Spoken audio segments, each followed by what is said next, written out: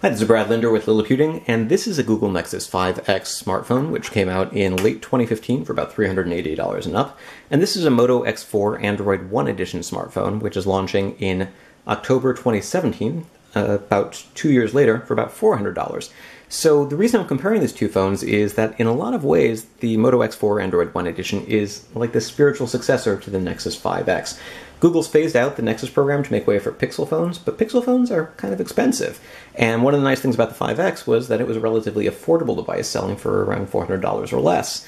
The Moto X4 Android One Edition is similarly priced, but being a newer device, it has a new processor, it has more memory, it has a bigger battery. In a lot of ways, it really feels like an upgrade. And it also has this dual camera system compared with a single camera on the Nexus 5X. So I wanted to know, is it an upgrade? And Google was kind enough to loan me this for testing purposes. So after having used the Nexus 5X as my primary phone for much of the last year, and having used the Moto X4 Android One Edition for much of the last week, I just wanted to make some comparison notes. Now again, a week versus a year, there's certain things that are going to be a little bit difficult to tell, but here are some general similarities and differences. So one thing to note is that the fingerprint sensor on the Nexus 5X is on the back versus the front of the Moto X4. And at first I thought that was going to really bother me because I like being able to pick up a phone and just sort of unlock it. It's not that difficult to do it this way. And one nice advantage is that you can do it when it's flat on a table, which you can't do with the Nexus.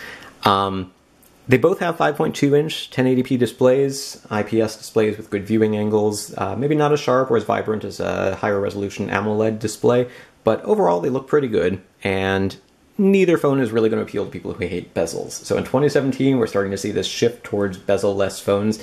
These both have pretty sizable ones below and above the screen, as well as on the sides. There is a fairly loud mono speaker here on the top. I think the speaker is definitely louder and clearer than the one on the Nexus 5X, so that's something that I would consider an upgrade. And there's a much better front-facing camera at about 16 megapixels with a front-facing LED flash, which is something that you don't have on the Nexus. Processor-wise, we're going from a Snapdragon 808 to a Snapdragon 630. In terms of graphics performance, the 808 is actually a little bit faster, but in everything else, the 630 seems to do better in terms of benchmarks, and overall the phone seems to be a little bit snappier. It also has 3 gigs of RAM versus 2 gigs of RAM, and generally speaking, just doesn't feel as sluggish. It also scores better in benchmarks, and you can find more details about that at liliputing.com. One area, though, where I think the Nexus 5X really excels is the rear camera. And for some camera shots, you should check out the written versions of the reviews of the Nexus 5X and the Moto X4 at Liliputing. But I'm just going to show you, sort of the camera functions. You can do some really cool things with the dual camera system on the X4, but in terms of just point-and-click shooting pictures, I think the Nexus 5X still takes better photos. In terms of the camera capabilities, we do have a non-stock camera application here, and that's because there's no support for dual cameras on the stock app. And so we have, for instance, there's a wide angle and a regular lens on the back of the phone, and you can use them both at the same time to take photos where there's depth enabled. So when you're doing that, you can focus on a certain area and then blur the background. You can also do a color picker, which is pretty nifty, where you can pick a color and then desaturate everything that's not that color.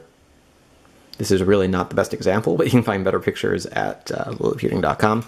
There's also a professional mode, which is basically another way of saying manual mode, where you have access to adjusting the ISO, white balance, and other features, and you can do all of that sort of from this view.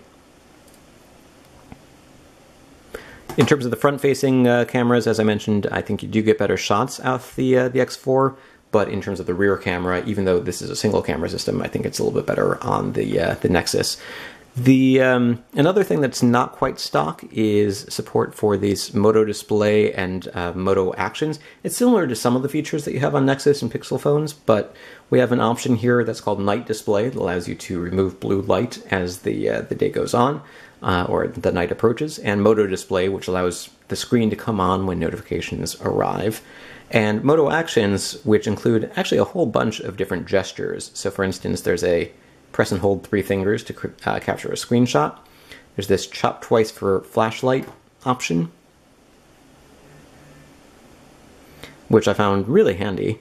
And you can twist your wrist to open the camera, which a lot of phones actually have these days, and I've never found super useful, but the flashlight one, surprisingly, quite useful.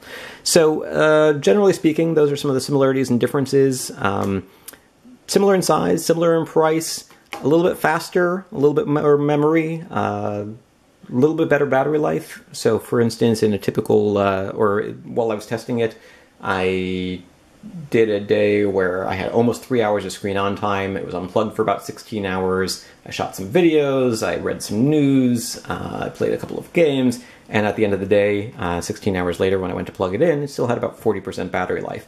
Standby battery time seems to be substantially better, so when you're not using it, it runs down less quickly than the Nexus 5X. But this is also a phone that I've had for a year, so it's going to run down a little bit faster. Still, I think this is performing better than this did even on day one. So it's a slightly better battery, slightly bigger battery, but it's also got a difference in terms of processor, and I think those things make a difference.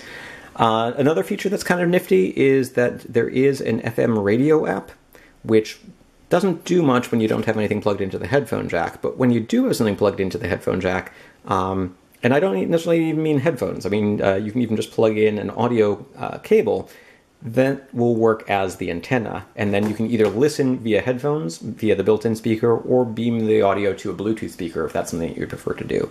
Another feature that the Moto X4 has that the Nexus 5X does not have is an SD card slot. You can't use it as adaptable storage, so 32 gigs is still the max. That's all you're going to get with this phone. But you can use it as portable storage, which means that you can put music and photos and other things on it, movies if you like.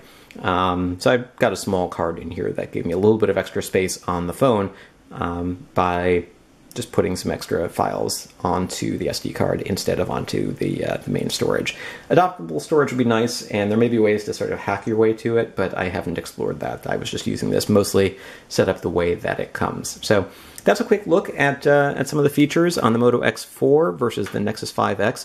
In almost every way that matters, I think it's an upgrade. The only real downgrade is the camera, and I've kind of been spoiled by the good camera on the Nexus 5X. So there's a part of me that kind of wants to upgrade to the faster phone with a better battery life, but I think I might hold out and see what other Android One phones might be on the horizon now that Google is starting to work with phone makers to bring Android One devices to the United States.